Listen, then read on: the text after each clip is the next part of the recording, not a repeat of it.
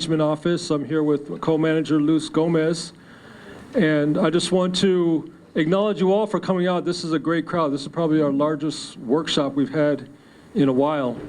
So thank you all for coming out here.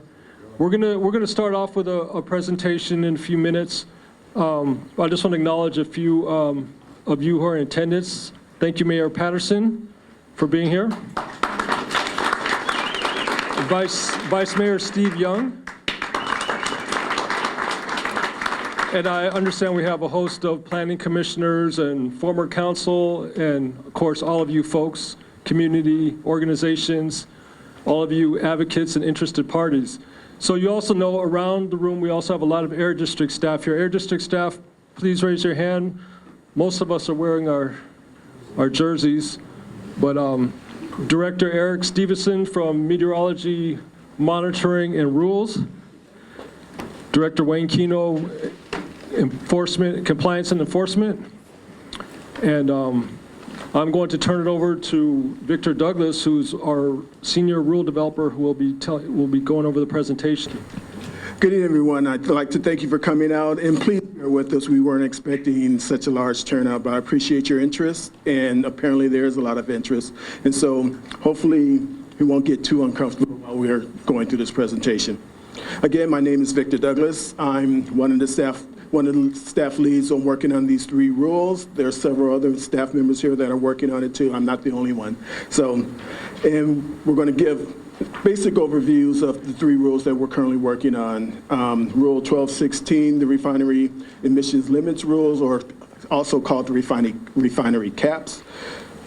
Rule 13.1, refinery carbon intensity rule, and then Rule 1118, toxic risk reduction rule. In this presentation, I'm going to give you a little bit of background on the of history or pollution, or background on pollution in the Bay Area, and I'll give an overview of the three rules that I just mentioned. I'll give you a summary and a comparison of the three rules as we see it, and then I'll give you an update on what's to expect in these rule development processes. And then I'll open the floor for a presentation by Greg Karras, and then the floor will be open for questions and answers.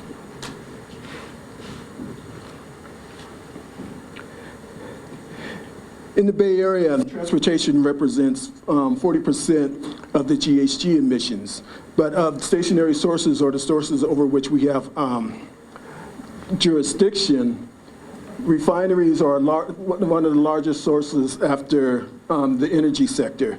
Of the stationary sources, or the sources that we have jurisdiction, refineries represents 27% of those GHG emissions.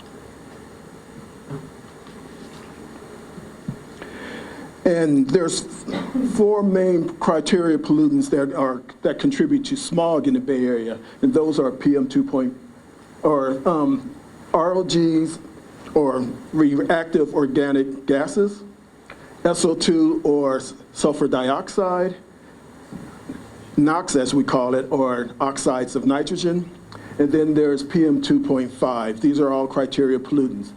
And as you can see, under PM, refineries are responsible for 9% of the PM emissions, or PM 2.5 emissions in the Bay Area. Reactive organic gases, refineries are responsible for 6%. And for NOx, refineries are responsible for 4%. But for sulfur dioxide, refineries are the largest contributor at 41%.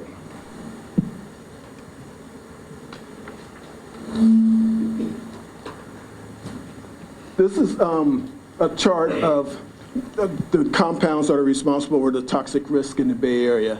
And by far, diesel particulate matter, the majority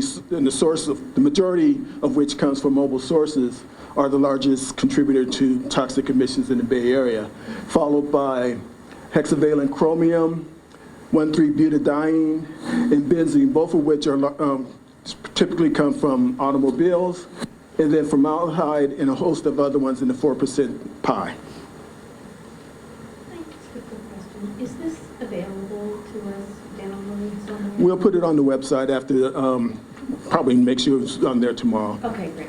Okay. Victor, all of these are in airplane too. It's available on the website. Okay. And this is a breakdown of where the toxic air or the toxic emissions come from, or the toxic risk. And primarily, it shows that construction equipment is the largest source of toxic emissions, and then followed by on-road mobile sources, or basically vehicles, trucks, buses, things like that.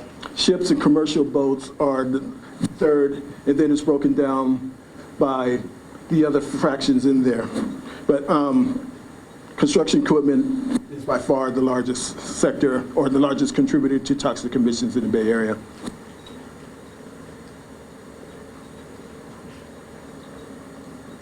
Now I'll give you a little overview of the refinery strategy, and this is the result of a 2014 resolution that was adopted by Board of Directors, and the goal is to reduce refinery emissions by 20% by the year 2020.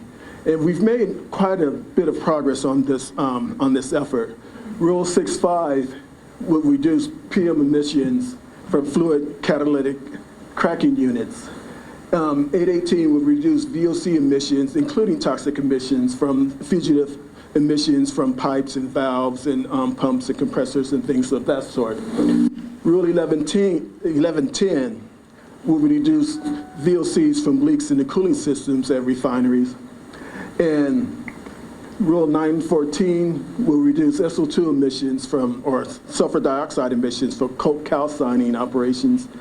And then the other in the suite that we've already adopted is Rule 1215, and that will give us better information on refinery emissions and also fence line information, so we better understand the emission profiles for the refineries. Rule 2.5, which strictly isn't really in the strategy, is recently amended to incorporate states' new methodologies for health risk assessment and methodologies and health values. And that was recently amended in December 2016.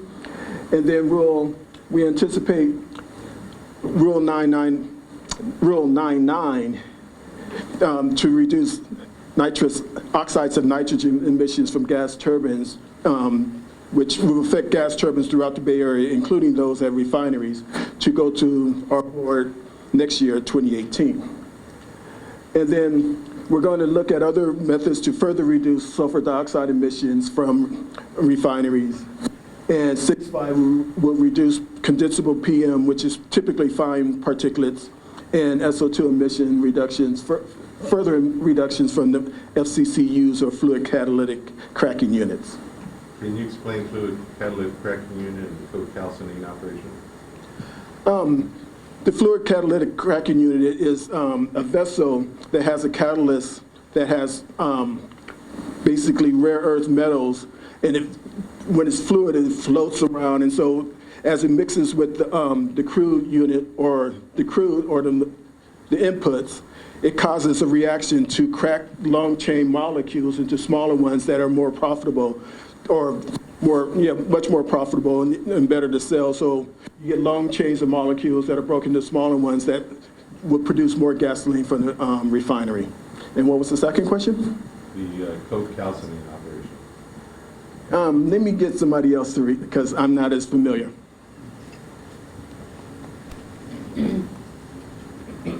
And just an amendment on the fluid catalytic cracking units, those emit about half of the particulate matter from the refineries.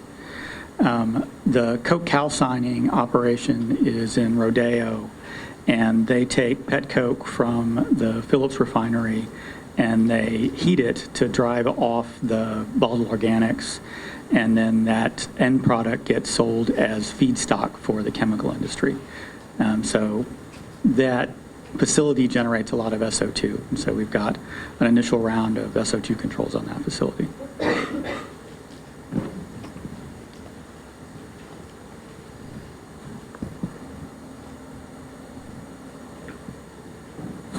Well, as I said, the basic purpose of this strategy was to, especially for 1216, is to improve the understanding and the monitoring of refinery emissions and feedstocks. So we're asking for information on the feedstocks that go into the refinery, so we can get a better understanding of how the feedstocks and the composition of the feedstocks impact emissions from the refinery.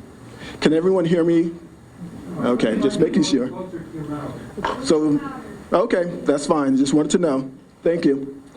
And we have several regulations that will directly impact criteria pollutant emissions. As I've said, Rule 6.5, Rule 8.18, Rule 11.10, and Rule 9.14. And we have several rules that we're working on now to add to the refinery strategy that should get us to our 20% reduction. We're also looking at rules and we have several rules that impact toxic emissions. As I said, we recently amended Rule 2.5 to incorporate new health standards or protocols in our toxic new source review that's used for permitting new sources of toxic emissions. And we're also working on Rule 11.18, risk reduction for toxic risk reduction for existing sources. So existing sources throughout the Bay Area, if they pose an unacceptable risk level, they would have to lower their risk level with either by the application of best available control technology, retrofit control technology, or developing a plan that shows how they're going to reduce their risk below that risk action level. And we have several rules that we have two rules that we're currently working on that would impact GHG emissions, and that's Rule 12.16 and Rule 13.1 that I mentioned earlier.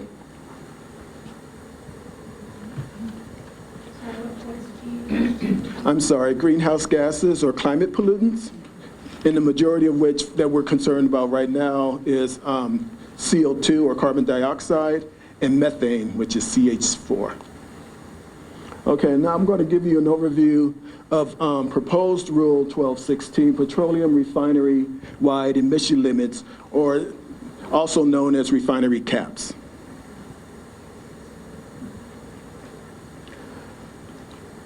Under Rule 12.16, the refineries will be capped, or their emissions will be limited to their annual, the emissions of annual GHGs and criteria pollutants would be limited to a certain level. So if the refinery goes to that level, it couldn't go above it unless they've either found a way to reduce those emissions so it wouldn't go up against the cap, or they would have to do something to ensure that those emissions didn't exceed the cap. This rule would limit GHG or climate pollutants, criteria pollutants including PM10, PM2.5, sulfur dioxide, and nitrogen, oxides of nitrogen. The annual emission limits would be based on Air District and Air Resources Board emissions data for the most recent 5-year period that's available. And the emission limits would be set at 7% above the refineries or the facilities' maximum 5-year to provide operating flexibility and to account for normal year-to-year variations.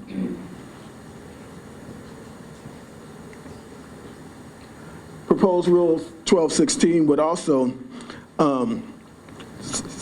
we have identified what we consider significant issues associated with the emission limits in the rule. We believe that the rule may not be consistent with the Air District's authority, and that may cause problems in the future in possible litigation. We believe that the rule may also interfere with our Air District permitting program by limiting the facility's ability to use offsets or to permit new changes to the facility. We believe that the limits may also interfere with the transportation market, which could cause severe economic impacts if gasoline prices were to spike and to continue at an elevated level for a while. And this rule would not be able to address upsets or accidents or closing at other facilities that may put a constraint on the supply, that the refineries in the Bay Area would not be able to meet that extra demand if they're constrained by the caps.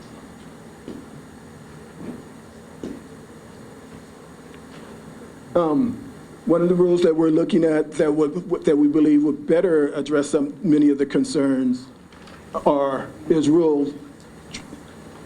Draft Rule 13.1, which is the petroleum refinery carbon intensity limits or facility-wide GHG emission limits. 13.1 would address many of the concerns raised about GHG emissions increasing from operations and operational changes at the refineries. We believe that it complements the state efforts that are anticipated to require a 20% reduction in GHG emissions by 2020. We believe it allows for production increases under certain circumstances, thus minimizes the interference in the fuels market and hopefully won't lead to socioeconomic impacts. And it promotes energy efficiency by requiring the refineries to implement cost savings efficiency measures that were identified to the Air Resources Board in 2011. And we believe that the rule is consistent with our authority in our permitting process. Under 1213, or 13.1, I'm sorry, the refinery's carbon intensity would be limited at a level consistent with its current operations. And we define carbon intensity as the mass or the amount of GHGs or carbon dioxide equivalents emitted from the refinery per year divided by the amount or the mass of inputs. And that includes inputs of crude slate or other inputs like fuel oil that may not be inputted at the beginning of the refinery process.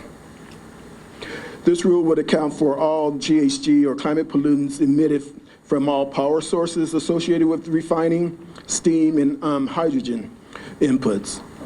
The requirements would, it will require the implementation of those energy efficient measures that I spoke of, and we are limiting the measures to those with a 10-year payback.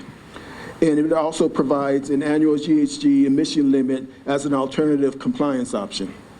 And those alternative GHG emission limits are more strict than the ones that are contained in Rule 1216.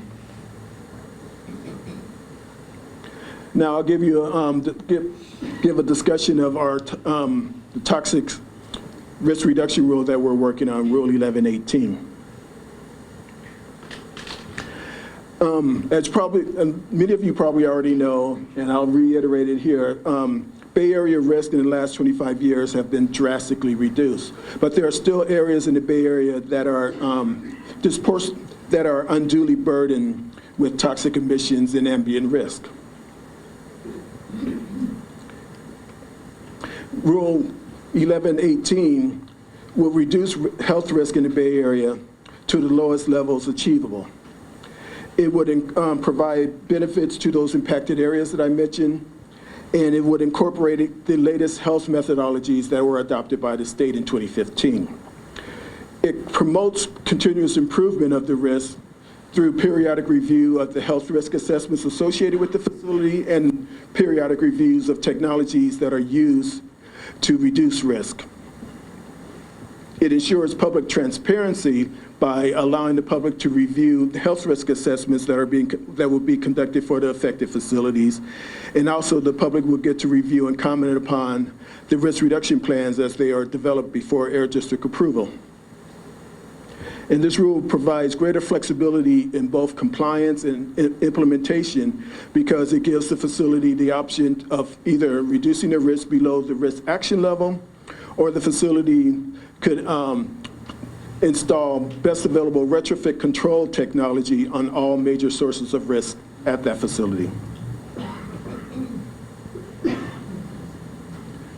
The rule would reduce facility-wide health risks from all existing facilities that emit toxic emissions.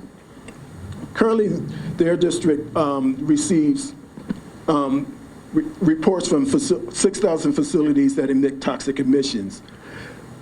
approximately, we anticipate about 1,100 of these facilities would be evaluated for their priority score. And a priority score is a combination of the facility's toxic emissions, the toxicity of those emissions, and how close that facility is to residents, students, or workers.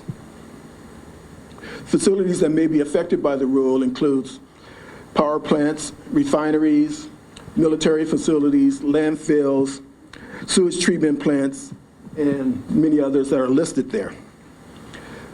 The Air District intends to conduct or be responsible for the health risk assessments using the latest statewide methodologies. And in preliminary review, we found that refineries are among the highest priority in the health risk assessments due to high emissions of toxic compounds. And the rule would establish a risk action level of 10 in a million. The current risk action level is 100 in a million. That's under our toxic control program. Facilities with risk above 10 in a million would be required to develop a risk reduction plan. And that plan would be made available again for public review and comment before the Air District approves it. And once the plan is approved, it would have to be executed according to the schedule. Risk reduction measures that could be included in the plan includes installation of best available retrofit control technology for toxics, or modification of operating hours or facility throughput, and also modification of the emission source. This includes raising the stack heights, increasing flow rates, or moving the source of emissions to another location to reduce this impact to its neighbors. So the next steps in these processes, we intend for rules 1216 and 1118, we anticipate presenting. Could I just ask for a definition real quick on what you mean by risk action levels? 100 million, 10 million, what are the units? What are we talking about, sir? Okay, the risk action level, 100 million, is the term that's used in risk assessment, and it means there's a potential for 100 incidences of cancer per million people in the population. That's what 100 million. So 10 in a million would be 10 incidences of cancer. Units out. Yes, sorry about that. Okay, as I said, we anticipate presenting Rule 1216 to our Board of Directors for their consideration on May 17th of this year. And we plan to present Rule 1118 in July of this year. We have a tentative schedule for 1213-1 to present to publish the regulatory package in July for a September board hearing. Can I ask, it sounded like when we were talking about it earlier, that 13.1 would actually take the place of 12.16, is that right? It depends on the board actions, because the board could actually adopt both rules, because we do intend to present both to the Board of Directors.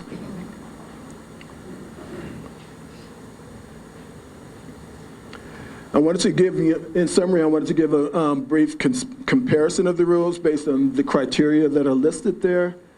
And the criteria that we're looking at are reduces toxic emissions and health risk, prevents significant GHG emission increases, reduces GHG emissions, allows refinery production increases, and avoids statewide socioeconomic impacts, and is the rule in harmony with the state climate protection programs, and is the rule consistent with state or the Air District's authority. And from our perspective, draft rule 1216 only qualifies for prevent significant increases in GHG emissions.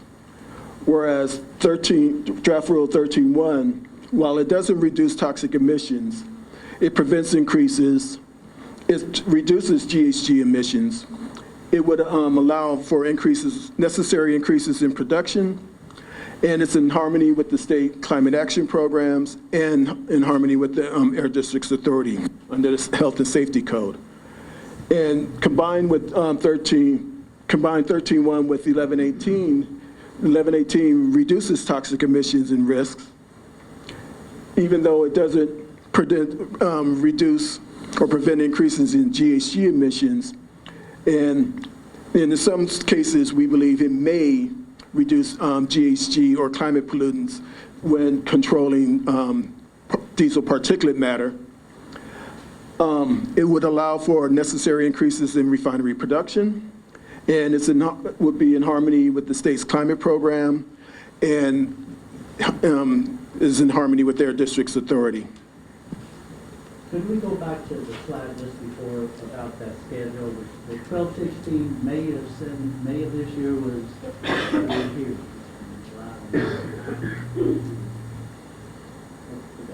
Okay. Okay, and that concludes my program. I'm handing the floor over to Greg Karras, Senior Scientist at the Communities for a Better Environment. He has a brief presentation for you. Thanks. And it's just a toggle right there.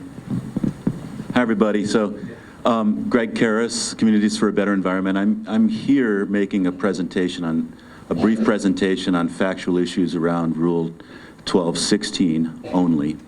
There's two reasons why I'm focusing on Rule 1216 only. It's the one that's really down for decision now. You just saw the schedule. It's the one that we know the most about. The other ones are still being worked out. And the Rule 1216 is what I'm going to talk about. I'm here to do that for really three reasons. First, I should say I really appreciate the district staff providing this time. But I want to make sure that it's clear to everyone why I'm presenting. First, I'm presenting on behalf of CBE and a large number of other organizations, including Benicians for a Safe and Healthy Community, who are in the house here, who've been working for 5 years hard on trying to cap refinery emissions on what is now Rule 1216. Secondly, you need to know, and this is just a fact, that the reason that the staff is proposing this rule and talking about it here today is that their board of directors, your elected officials, made them do it. The staff and our organizations fundamentally disagree on some things about this rule, on its need, on whether the agency has authority to adopt it or not. These are not new arguments, but they're finally being aired publicly, so you have a chance to participate in them because the board agreed with us that we had a right to a public hearing on this. I'm going to just present some facts that relate to these issues, and I'll point out how. And I'll be brief and really leave it up to the community for the discussion and the questions. First of all, where are we at now in terms of what matters? Already, we face severe health and climate impacts. I probably don't need to tell you about the potential for our climate impacts here and everywhere if we don't reduce emissions, right? But did you know that the Air District itself estimates that fine particulate matter, PM 2.5 exposures, are associated with at least 1,700 premature deaths in the Bay Area every year? And it could be a couple thousand. There's a range in the estimate. So we have severe climate impacts that we need to deal with. We have severe toxic impacts. And by the way, PM 2.5, that's the worst as far as we know now. The toxics we care about, but I'm focusing on these for that reason, and also because there is a planned oil switch. You all know a little bit about that from the Valero project here. I hate to tell you that coming from Richmond, it comes back. You need to have a policy to deal with it. This planned oil switch would, if it happens, increase refinery CO2 and particulate emissions because it increases the energy intensity, the combustion rates. I'll get back to some of that more. It's important to know that of the sources of particulate matter and CO2 that are under the Air District's jurisdiction that this agency could do something about, if you take out the tailpipes that they can't, refineries are the biggest sector. They're the biggest source of the worst pollutants. Yeah. Yeah, I'm going to get into this in a lot more detail, but essentially switching to a different quality, higher emitting type of oil that increases refinery emissions. It takes more energy to refine, burns more of the barrel, more fuel per barrel refined. You could call it dirtier. I'm going to get to this in more detail at the end, but yes, inherently higher emitting grades of oil. This is a plan. It's a plan that we know a lot about because we've been fighting it in projects up and down the state, not just in Benicia. And it's something that is in the industry's own reports to the SEC and stuff about their plans to do that. So it could make a bad situation much worse. The other thing about it is for the switch to things like tar sands oil that are much, much different, the industry, they have to retool the refineries, rebuild huge, expensive units to run this cheaper per barrel oil. Those are 30 to 50-year investments. Those things will still be polluting in 2040, 2050. So the decisions being made now potentially could be irreversible.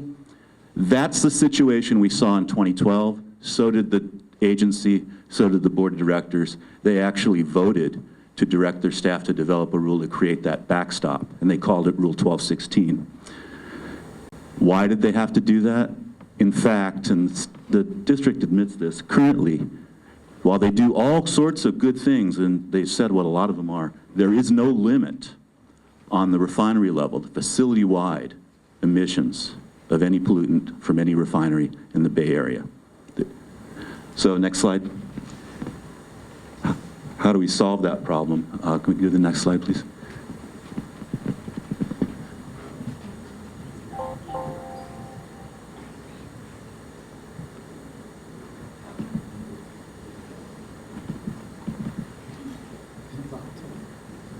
Greg, could you address how the Title V permit requirements for each of the refinery facilities folds into this no emission level on refineries? Could you discuss that a little bit? Yeah, so I will. Let me get to it at the end. I'll hold that question, if that's okay.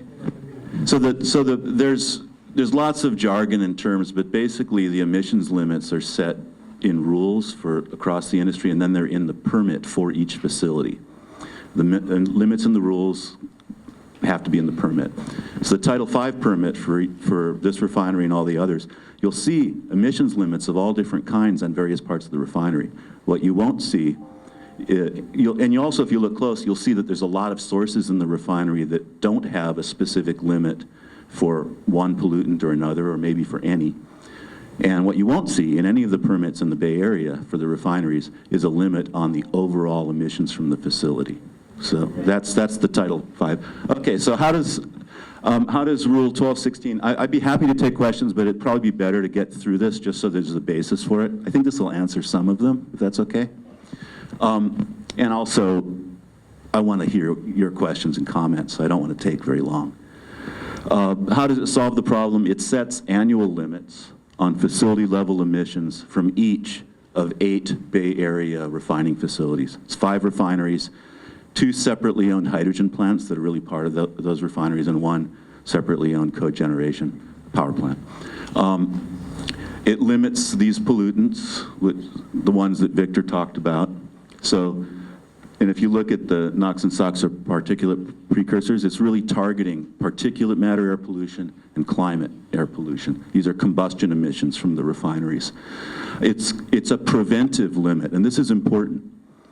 When you hear the agency say, hey, this rule won't reduce emissions, that's right. It's not designed to. It's designed to prevent them from increasing, to prevent that increase from being locked into place. And it's set at exactly 107% of the actual measured reported highest annual emissions in the last 5 years reported. So it's definitely a preventive measure to prevent significant increases. The other intent is really important, and honestly, we worked this out with the refinery workers up front. We decided to limit emissions instead of oil quality. Back when we were fighting Chevron in 2008, Jerry Brown, when he was the AG, asked for a cap on the quality of the oil going in, and that would actually be easier because it's easier to measure than every stack in a refinery. But the workers convinced us to be better off capping the emissions, and that would also, that has upsides and downsides. We've got to make sure your measurements are accurate, but when you have for things you can measure accurately like GHGs from refineries now, what that means is that this also prevents an increase in emissions from any cause. We don't have to prove it was the dirtier oil, and if you've been in any of these refineries fights, you know what a big argument that is. It's much more protective in that sense to just say, look, just don't increase your emissions, and we can measure that. The second one, to allow the current capacity to be used. Now, I work for an environmental justice organization. It's part of our mission to protect workers' rights. So we're completely aligned with the workers on this, and we always have been. We and the workers work together to make sure that this would not affect anybody's job in any refinery. And next slide. We have now some confirming data. This is for GHGs, the carbon dioxide. The conclusion is the same for the other pollutants, but it's more important to show it for GHGs because for the other pollutants, there are things that refineries could do to reduce their emissions by end-of-pipe treatment, some of which Greg Nudd and Victor just talked about. It's harder to do that with CO2, so the way that you really know whether this is going to affect refinery production is to look at CO2. And if you can look at it, for every one of the 5 years here, there's a couple things to really point out. When staff says, hey, what if there's an outage? Well, there was one, an historically big one in 2015 when the Torrance refinery in Southern California lost its gasoline production, all of it, about 10% of the state's production for a full year. 2015, these refineries supplied all that gasoline to make up for it. They met the limits. The other thing to look at is the Bay Area capacity utilization. You won't see this in the staff report because they only look at the whole West Coast. This is the Bay Area data from the CEC, and our numbers on this data are a little different from staff's. I heard staff say that this 98% of capacity was really closer to 100%. Don't get caught up on that because, in fact, 98% as an annual average of a barrel per calendar day maximum capacity. This is exceptionally high. This is, in fact, I'm a little worried that this is running pedal to the metal, maybe too dangerous. So just for context, they're running full this year. They were at maximum current capacity and they were meeting the limits. What that means is they can't be shifting emissions elsewhere. They couldn't possibly be affecting anybody's job unless something else happens, like maybe what would you think if Valero wanted to expand the refinery and make it twice the size? Well, that might change this, but that's not caused by this rule. This rule allows, this isn't going to affect anybody's job. It isn't going to affect gas prices because they're already running at full capacity. It's not going to have any of those effects, and it's not going to conflict with state climate law for these reasons. Next slide. Now, back to the, I think, Vice Mayor Young's question. This is where most of my expertise is, but I won't bore you with it too much. What happens is you refine lower quality oil feed, takes more energy to make tar into gasoline than something that's closer to gasoline, burn more of the barrel. You get more combustion emissions. This shows them in total. It's actually almost all CO2 because it's just emitted in such larger quantities, but it goes up for the particulate matter, the NOx and the SOx. All the combustion products go up when you burn more fuel. So these are refineries this is actual data from refineries across the U.S. over more than 10 years. That's Chevron in Richmond in 2011. That's Shell in Martinez in 2008.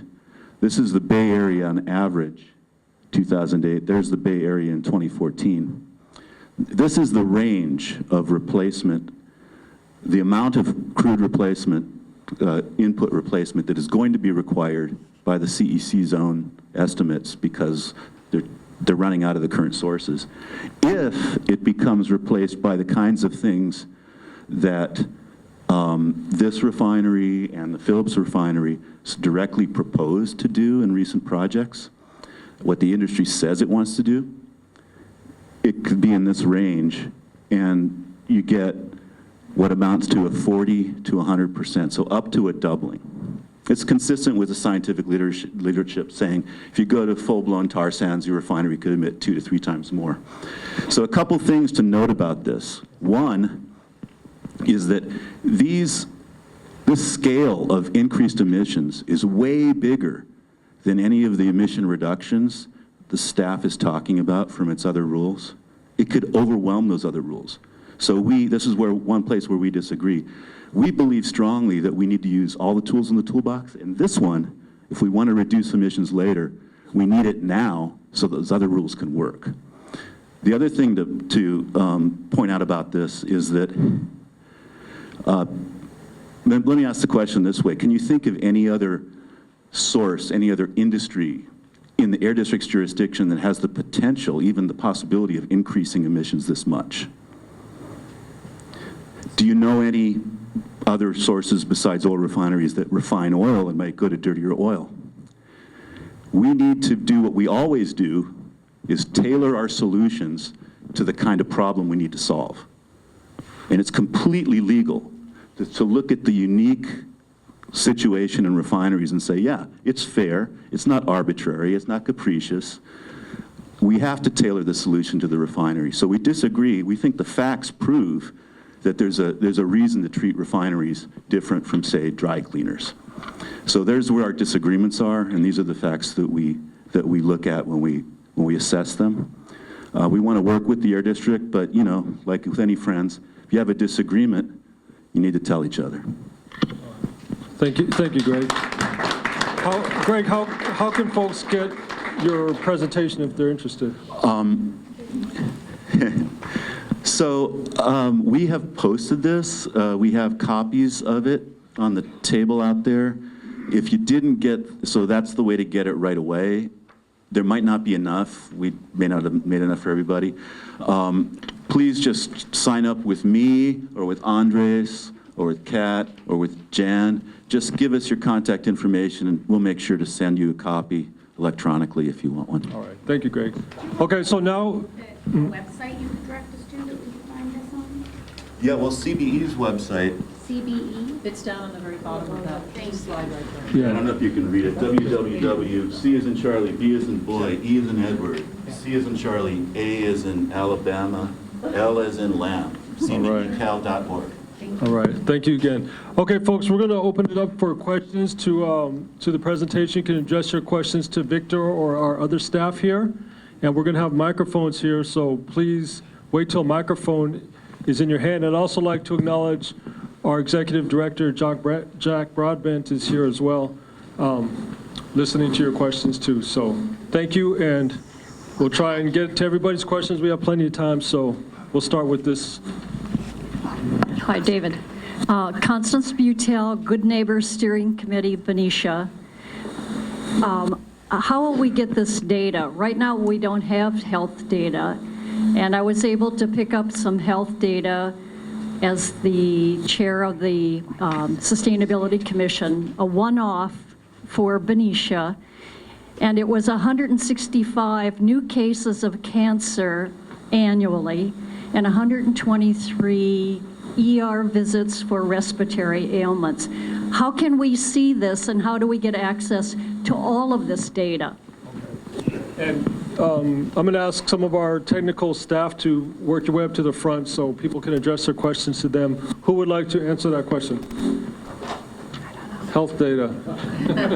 Introduce yourself. Yeah, my name is Sanjeev Kamboj, and I'm manager in the engineering division responsible for the air toxics program. And as far as the health risk is concerned, just to let you know that we have Regulation 2, Rule 5, new and modified sources of toxic air contaminants. And the projects that exceed the trigger levels, the toxic trigger levels, they undergo a health risk assessment, and we come up with risk data for each and every project. And we also have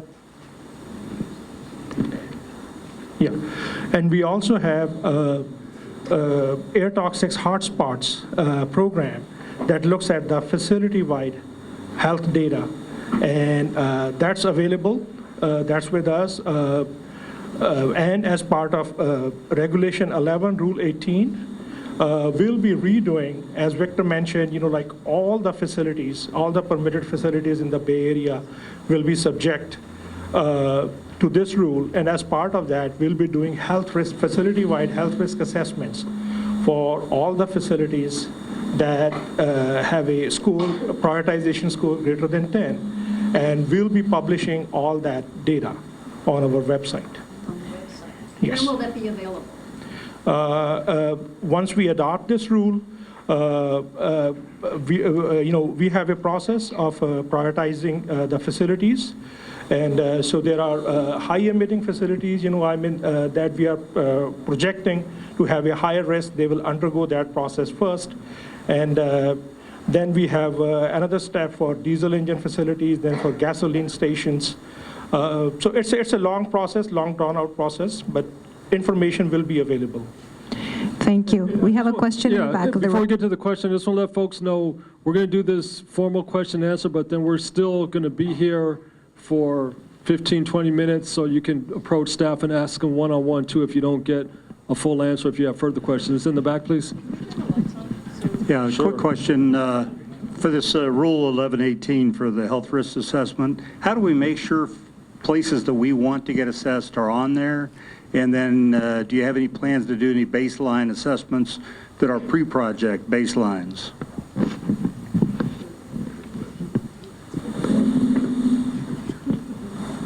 Currently on our website, and I could get you that the link, every 3 years or so, the Air District produces a toxic emissions inventory report. And that lists all the facilities that are in our toxic inventory. And there's, like I said, there's over 6,000 facilities. And if you can, when I give you the URL, you can look through that list of facilities and ask, and if you see the facility on that list, then it will be covered under the program under 1118. If there's a facility that you're concerned about that's not on that list, then then give us a call and we can look into it and see whether or not there are toxic emissions that's and are those emissions in our database, and to make sure that facility is not missed. Other questions? And the other half of your is when the facility is doing a new project that may emit toxic emissions, that's covered under our Rule 25, our Toxic New Source Review Rule, and any new projects would have to be evaluated under the toxic permitting rule. So here in Benicia, we just went through the whole Valero crude by rail project, and that was one facility, one project, and that took like 4 years. With 6,000 sources and all those people having a right to comment, how long do you think that process would take? As well as, I believe I saw at one of the board meetings that once Rule 1118 actually comes online, it could be a 6 to 10 year process before we actually see changes that would actually have an impact on reducing the emissions. Would that be correct? What was the first half of your question?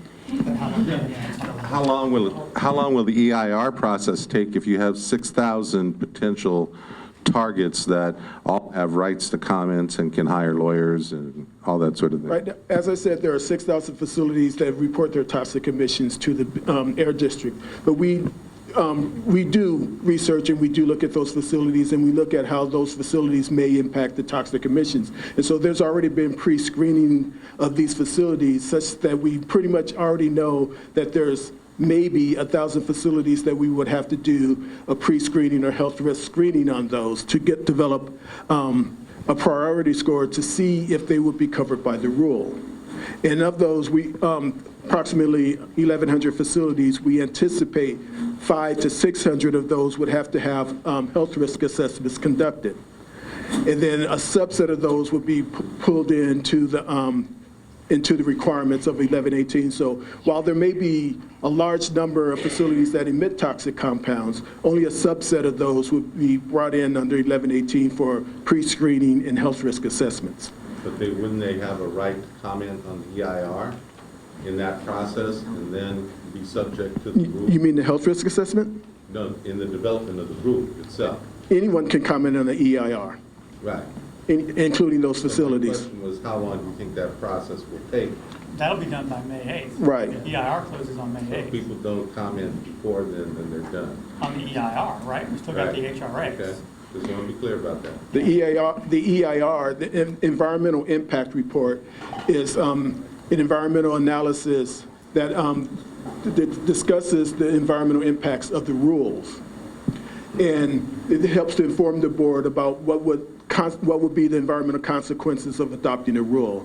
And then once the board takes that into consideration, they can choose whether or not to adopt the rule. And once the rule is adopted, then the process of evaluating the facilities that may be subject to the rule will begin. Thank you. We have a question back here.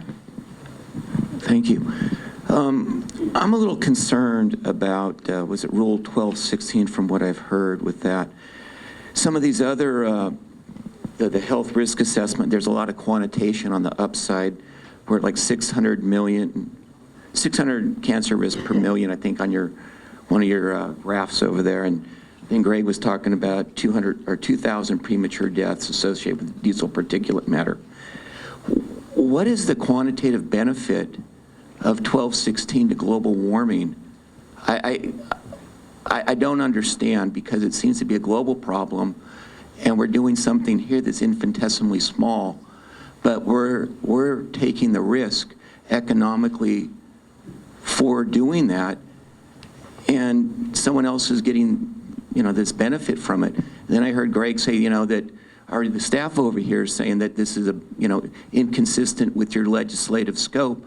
And then Greg Karras over here is saying, well, we don't really care, we're going to go along with it anyways. Is Greg Karras' group going to fund the litigation if it follows? I mean, I'm just concerned that staff's views are being overridden by someone who has no skin in the game. That's what concerns me, and the rest of us have skin in the game. Just a sec. Okay. I recognize your concern in the sense that climate pollutants have a global impact, but they are emitted locally, and they're emitted by the choices that we all make, and we individually participate in that. And so any facility or any operation or any activity that contributes to climate emissions are things that we should be looking at to reduce. And that includes emissions from refineries, even though case by case, 101 in the whole scheme of things, if that emissions were not were eliminated, it may not impact climate change. But if across the state, across the nation, and across the globe, incrementally all those emissions were reduced, then we would have a great impact on climate change. And our actions would contribute to that also. So I want to answer your question. I'm not sure how much of it was directed at me. Does anybody want to? No, I mean, these guys are over here saying that if they don't have the legislative authority, there's likely to be litigation. And yet, everyone else is paying for it, and this is something that your group sponsored. Why should these guys have to undertake that responsibility and pay for it? Yeah, so I tried to actually address what I think is the basis for your question up front. It is weird to have an agency saying, we're proposing this rule that we think is illegal, right? It's weird.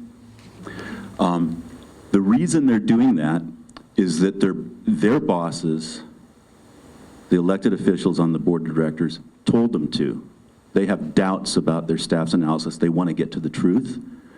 I'm not saying they're dissing their staff, far from it, but they said, look, we're not going to know what's legal until we know what the facts are. And so they said to their staff, have you finished your analysis? Staff said no. They said, don't tell us it's illegal, or don't tell us to make the final decision on whether we think it's illegal or not until you finish your analysis. And and where we're disagreeing with them today here is about the facts. We're saying it's not possible to have those impacts because of the data I showed. We're doing a factual analysis. Now, in terms of skin in the game, I got lungs in the game. My family's got lungs in the game. I go to too many funerals. it's their job to work for us. And when I said they're bosses on the board, there are elected officials who work for us with all due respect. And so, yeah, this ain't going to happen without us. And in terms of directly putting the legwork in, I do expert work for nonprofit wages for communities up and down the state who are fighting projects like the ones you guys fought. I barely have time to eat and sleep. My organization has sued the biggest corporations in the state and the country over and over again to protect communities on that. So yeah, we pay our dues. Let's queue up. We'll give you numbers for the next 4 questions. So we'll go with 1, 2, 3, and 4. Okay, my question, thank you for having this open forum. I am really new to all of this, so it is kind of way over my head. That being said, I'm new to Benicia, and when I moved, everyone around me said, oh, it's a non-issue, we never smell anything, it's no big deal. I'm up on the hill, and I'm like in a direct path from one of the taller stacks at the Valero refinery. And in the last 2 months, I keep smelling all kinds of stuff that smells horrible. It almost smells like when you're coming over the bridge and you hit Martinez, how you smell that bad smell. What am I smelling? Am I breathing something? I really am clueless. So so that's the first part of my question. What is that? Okay. And number 2 is, as a new layperson and I'm busy, so I don't have a ton of time to learn all of this. What do I do? What do I sign up for? What part of getting this stuff done can someone like me participate in? And where do I find that information? Where's your hotline number? The first part of your question, what am I? I'm sorry, I'm Greg Nutt. I'm the Rural Development Manager at the Air District. My name is Greg Nutt. I'm the Rural Development Manager at the Air District. The first part of your question, what am I smelling? It's kind of hard to know without being in your nose. So there's a couple of options you have there. There is a complaint line you can call when you smell odors, and Wayne can talk about how that complaint line works. Also, we are in the process of designing a community monitoring system for the refinery communities, and Eric is available to talk about that, and Kate back there is available to talk about that. We're in the design phases right now, and we'll have some follow-up meetings to talk about that some more. I'd like to make a comment too, as she was talking about the last couple of months, and we haven't been in operation the last couple of months. It was really not operating, so I can tell you it was not the refinery. We do the 24/7 number, 745-7534. We do have orders in, so you can call me anytime. That number is our 24/7 number. 745. Sue Fisher Jones, Public Affairs for Valero. Also, I wanted to let you know that. Sorry, we'll have Eric answer the second part of the question, a little more about the question. So I also wanted to let you know that we did do 2 years of air monitoring here in the Benicia area, up on the hill, actually. And we compared those readings with other readings across the state. We took toxics monitoring, things like that. And basically, the air monitoring data showed that the air here in Benicia is comparable to other urban areas here in the Bay Area. So it was similar to San Jose, similar to Oakland, San Francisco area. Sure, that data is available. We're not a big city. I wouldn't think we should have air quality that's the same as a big city. The majority of that actually comes from the freeways. Well, and I mean, I've lived in Benicia before too, and there was these types of smells weren't consistent. They were doing Now- a turnaround. Yeah. And there was flaring, and that's what you smelled. Yeah, like the big fire. They were Okay, in so- operation, but they were still emitting. Thank you. So Wayne, if you want to talk a little bit about compliance and enforcement? Yeah, definitely. I'm Wayne Keno. I'm the Director of Compliance and Enforcement.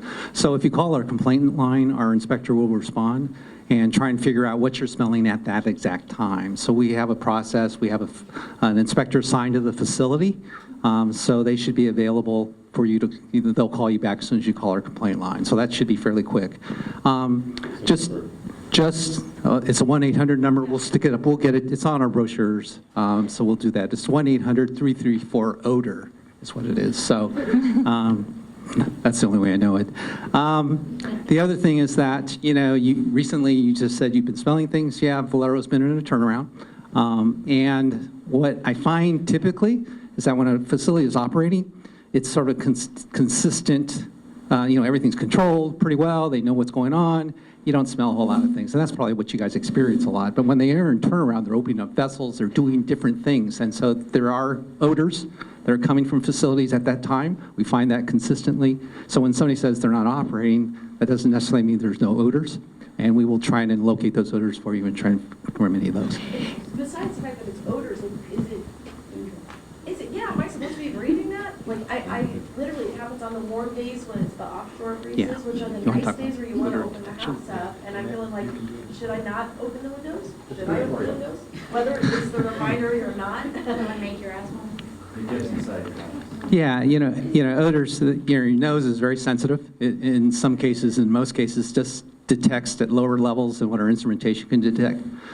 That's why it's important for us to get to the source and try and figure out what it is, rather than what you're smelling at that time. We try and get to the source and figure out and stop it. So that's really what we're trying to do. And so that's why it's important, if you call us, that we would try and investigate and figure out where it's coming from and then let Valero know. And they're generally very good about trying to fix that thing. So, yeah, definitely. So it's something that's... There is an important health exposure answer that's clear. If you're smelling something, it could be a high, it has a potential to be a high exposure. If you're smelling it and have the opportunity to close your window, it might be a good idea to do that. That's actually the advice when there is a refinery incident. Shelter in place. Now, that said, it's proven that the air pollution penetrates even after you close your window into your house. So you can't escape it completely, but if you have reason to believe it might be a tooth exposure, yes, you probably might want to close your window. Yes, he's talking probablys. So that's why we try and get to the source itself and try and fix it for you. So now we're going to go to question number 2. And then we'll get you afterwards.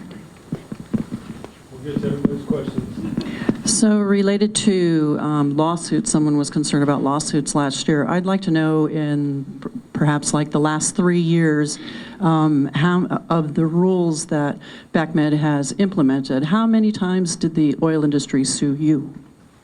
The last rule, all the last rules that we had up on the calendar, we're 2015 and 2016, we're in litigation over. There you go. Every time. Every rule that we've proposed in the last 2 years, we're in litigation on right now. Yes. Okay, question number... I should point out, though, that in most instances, those rules have been adopted and are enforceable. Okay. Question number 3. Hello. First of all, thank you so much for being here. It's really nice. My name is Michelle Pellegrin, and I drove from Vallejo because I'm severe asthmatic, and so I'm like a bellwether. I think that's the right term. If I get sick, it means other people are being affected. They may not know it. So my house is a bubble. It's with like HEPA filters that they use in hospitals. So I'm really concerned about this. I'm really concerned about the cumulative impact, and I'm concerned about this proposed cement plant. That's an aside. It may not really have much to do with this, but I am concerned that, those things are going to be very bad. As far as this goes, I think we are in an historic time. It's a change. And the fact is that we're changing from carbon, and so to go along, the business, we're seeing it now, right, played out on a national thing. Businesses are going to fight this, but that's just the way it is. It's got to change. We're changing. So if they want to produce more, I don't think that's really an option. I think this Rule 1216 is way too generous. I think we should be going the other way. People's health, we can no longer, it's gotten to the point where we can't sacrifice much more for people to make money, and I think it's just a common sense thing that we're all realizing. And so it's going to be a little bumpy going through this phase, but I think you should know that all of the people are behind you on this, and we have to make this change. So thank you very much for being here. That wasn't really a question, but... Thank you for your comment. I did want to... Question number 4. somebody? Luz, if I could, Oh, just real Eric. quickly, Yeah, I wanted Eric. to let you know that Rule 1118, which addresses toxic air contaminant emissions, will be the strictest in the state, and because of that, will be the strictest in the nation. So I want you to know that that will result in significant reductions of hazardous air pollutants that have impacts on local communities near any facility. Yes. Right. But I think my concern, thank you, my concern is when we hear about economic impact. I think that that's a red herring. These people make a lot of money. I don't think that there's huge economic impact. And we don't need to produce more oil. I'm sorry, especially, you know, it's just not the way we should be going. We should be going in the other direction. We're talking about, I think we should be reversing it. It's how do we improve the air quality, not keep it at the standard? Because the current level, people are, you know, it's a really, really unhealthy. We can just do a lot better. That's what I think. Thank you. But thank you for that. I'll review it more. I haven't reviewed all these things. Thank you. Okay, thank you. So I had given a 4 over here, and then we'll start counting again after this one.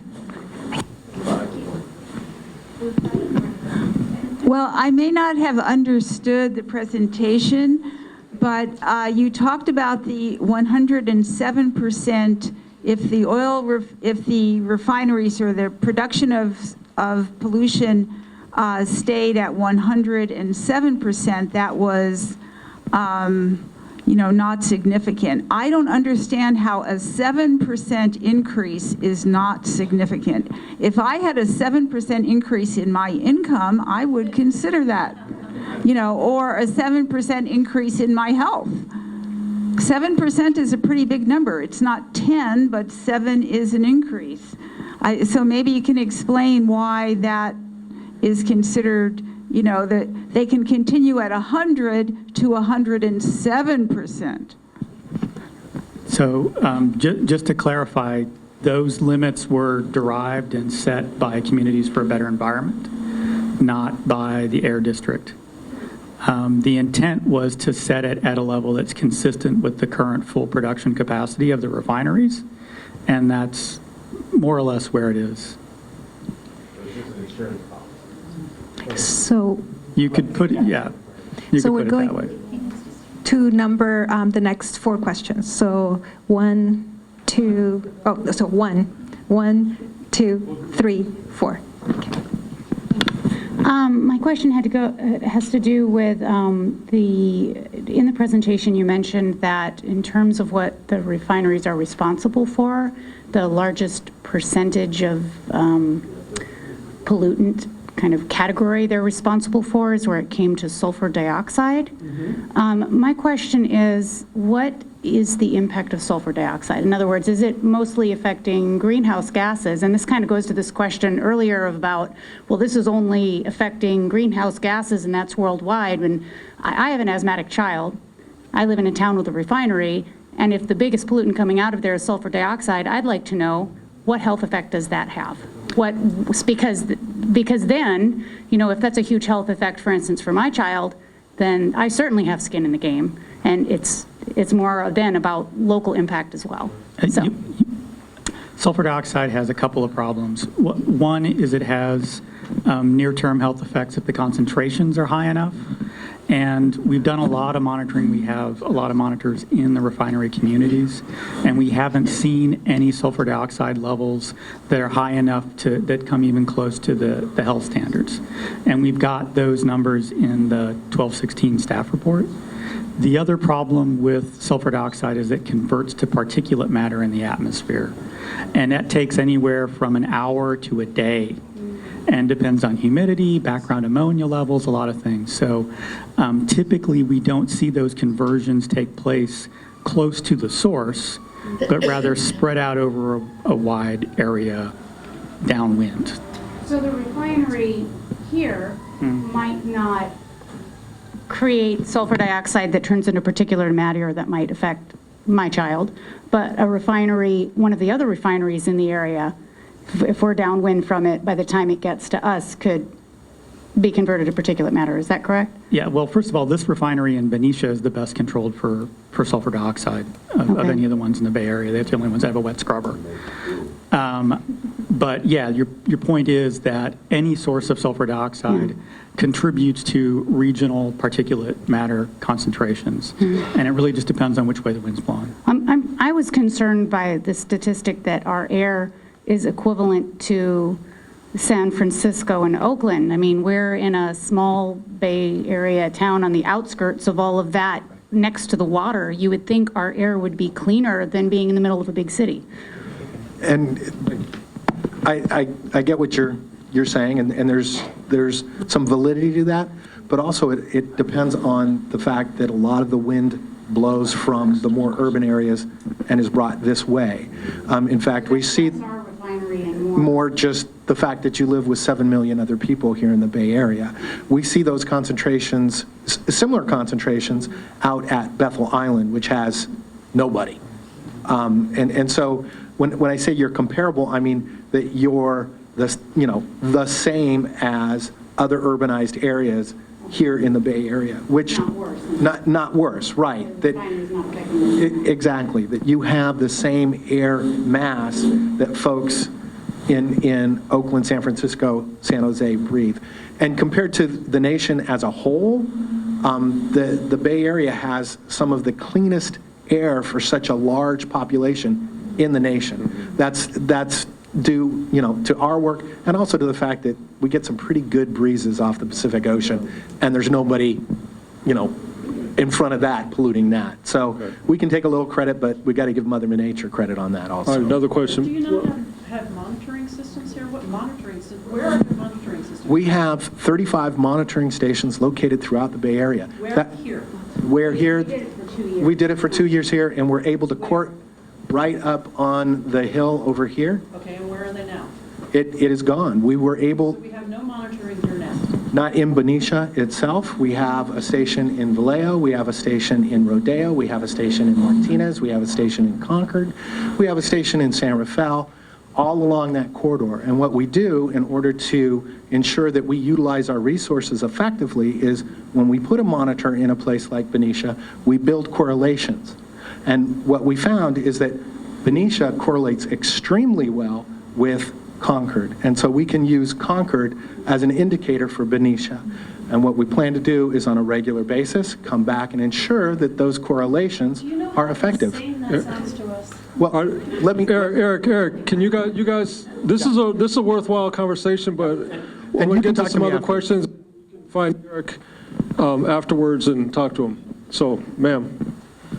Hi, Felicity Grove. I'm with Interfaith Climate Action Network, part of the Contra Costa County Interfaith Council. And so there's a couple of things I wanted to ask. Now that the White House has... Oh, am I on? Now that the White House has said climate change is up to states now and nothing to do with the federal government, does that make you feel a little bit more like, oh yeah, I've got to go and do this a bit more? I mean, you're going to feel a little bit more emboldened and if we're going to be the first in the country, isn't that California, right, first for something? Oh, never mind, like that, we haven't heard that before, right? Is that going to make you guys feel like, oh yeah, we really do have to sort ourselves out because we're not going to get any help federally? I came to work at the Air District from EPA under the Obama administration. And under the Obama administration, California was still so far ahead of the federal government that really what happens at the federal level, other than the automobile standards, are really not going to affect California and not going to affect the Bay Area. Because the thing is, if we can show that this is wonderful, absolutely wonderful, and all the naysayers about climate change, I don't know who they are, I'm glad I don't, but if we can show that we can do this as a cost-effective way as well, not only is it going to help people's health, it's going to show the rest of the country, hey, this is actually really sensible in terms of economics. And the other thing I wanted to say in terms of, I used to work in an organic chemistry lab. I did 13 years of research in biochemistry, and sometimes Martinez smells like the organic chemistry stores cabinet, the old one from about 150,000 years ago. And those are organics. They're not nice organics. When they smell bad like that, chances are they're probably reactive. Okay, thank you. Next question. Who else hasn't? I'll get back to this. Oh. I'm counting them. 1, 2, 3, 4. Who's next? The gentleman who's number Oh, okay. I'd like to get back to the rules at hand here and the implementation expectation.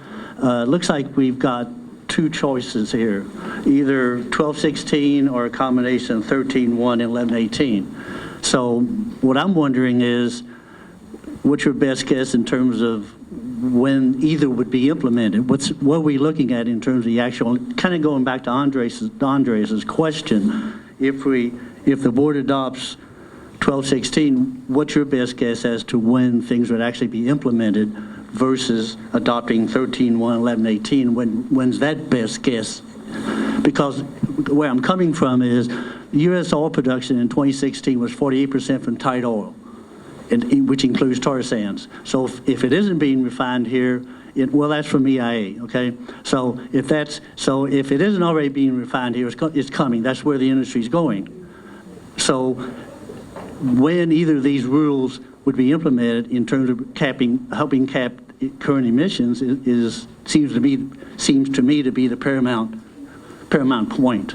Right. So to address your question directly, if we adopt 1216 or 13-1 in this year, they will be implemented at the same time, right? If we adopt 1216 in May, then that would take effect in 2018. The first compliance demonstration would be in 2019. If the board approves 13-1, then that would take effect in 2018. The first compliance demonstration would be in 2019. 1118 will begin implementing it as soon as the board approves it. Quite a bit of work has already been done on the analysis, and I think Victor put up that schedule earlier. But just to kind of clarify the tight oil versus tar sands, okay? Tar sands are heavy and sour. They're very dense, have a lot of sulfur. Tight oil, shale oil from fracking, is light and sweet. Actually, shale oil has pretty low carbon intensity. So anything we do to kind of limit the carbon intensity, whether it's 1216 or 13-1, isn't going to impact the degree to which the refineries elect to use shale oil. Question 4. That's correct. Both of them might impact tar sands. Okay. And they could both of them could be implemented. No, they could not. They're conflicting. We could only approve one. So we'll go to question number 4 now. Okay, I'll give this a shot. So presumably the other rules that would be would allow the refineries to go over the caps in 12-16. That seems to be the one that what people seem to be concerned about, that if we don't have the caps in 12-16, that somehow the other rules would allow the refineries to exceed those caps in some way. So in the process of handling this, these other crudes that they might be switching to. Is that right? Do I have that right? That is the position that the advocacy groups have taken. The district staff don't necessarily agree with that position. Okay, so one of the points was, one of the negatives that was cited for 1216 was that somehow it was going to raise costs. Right. Maybe if you back it up. Yeah. So one of the concerns that the staff has, and if you look at the years that, if you look at the years that CBE used to set the limits, those years were at a low point in gasoline production in California. And gasoline consumption in California has increased every year since 2012 and continues to increase. And so while the caps were set high enough to accommodate the production that was in place during those years, it's unclear what will happen if gasoline consumption continues to increase. So basically that fourth bullet down there allows refinery production increases, avoids statewide economic impact. There's a big red X in draft rule 12-16 and little green check marks for the other two. So that So that was a little bit surprising to me, because I was thinking if the refinery production wasn't allowed to increase, and there were some statewide economic impacts, and I'm guessing, I'm not sure what those economic impacts are, but it seems to be implied here that somehow that might transfer to a higher price for gas at the pump. You're nodding your head. Okay, so if that was the case, then, you know, given the market situation for gas, if the gas prices were higher, wouldn't people tend to drive higher mileage vehicles, electric vehicles, and drive less, and therefore you'd actually have an indirect benefit of Draft Rule 12-16 of reducing greenhouse gas emissions from automobiles and other sources like that, whereas the other two wouldn't. What I can tell you happened in 2015 was that there was a significant increase in the price of gasoline in the state of California.